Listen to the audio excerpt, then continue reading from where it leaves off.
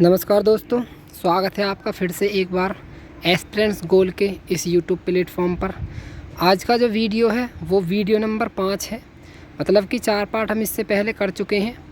आज का जो ये वीडियो है इसमें हम बात करने जा रहे हैं जो हिंदी का वर्गीकरण है और जो पूर्वी हिंदी है।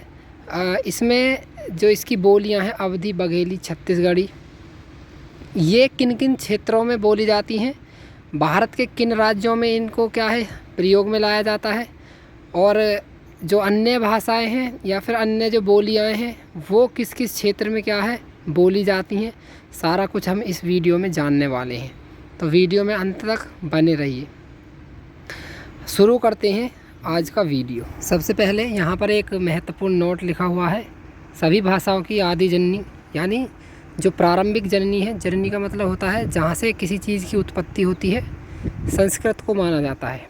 सभी भाषाओं की आदि जननी संस्कृत को क्या है माना जाता है।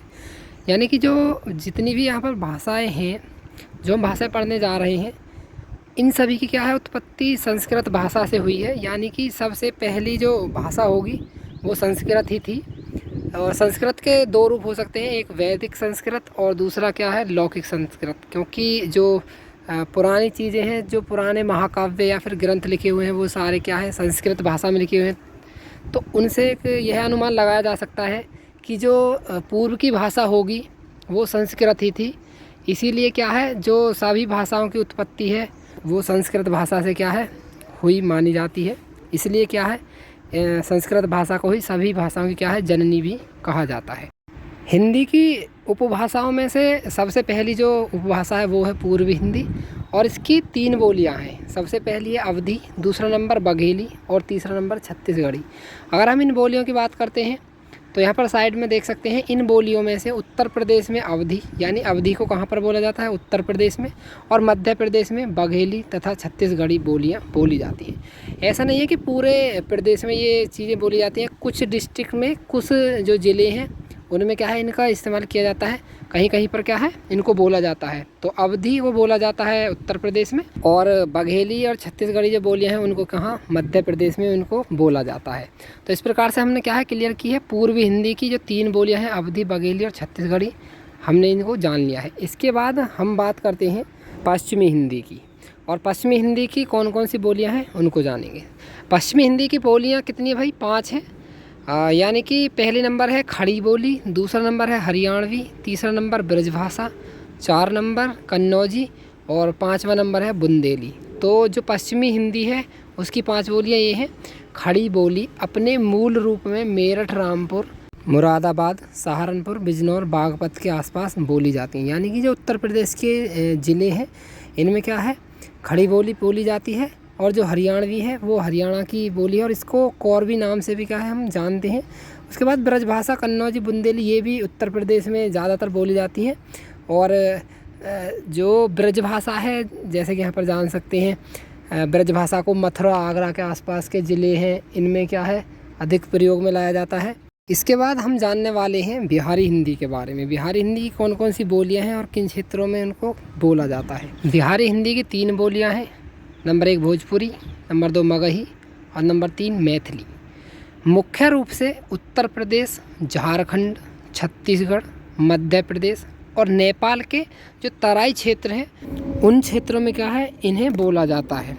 इसके बारे में हमने जान लिया है। अब इसके बाद हम बात करते हैं राजस्थानी हिंदी की। राजस्थानी हिंदी की कितनी बोलियां हैं और उनको किन किन क्षेत्रों में बोला जाता है देख सकते हैं यहाँ पर।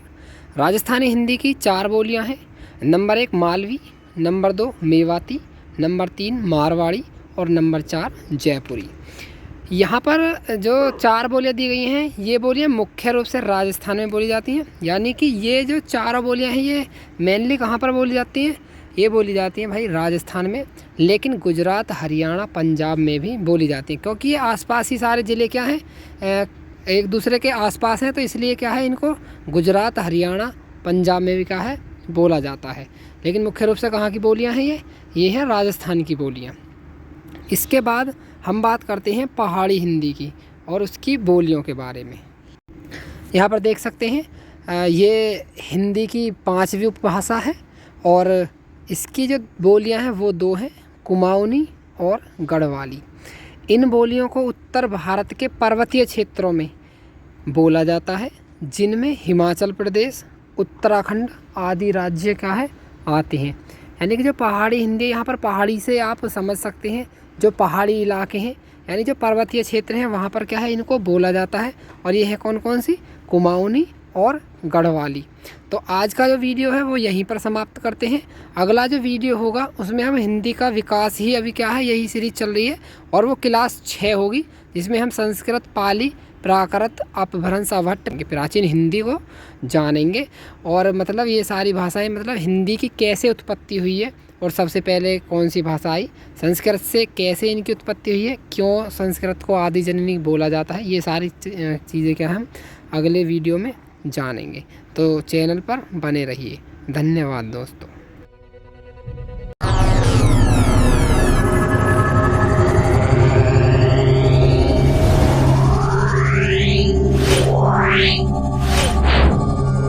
Yeah.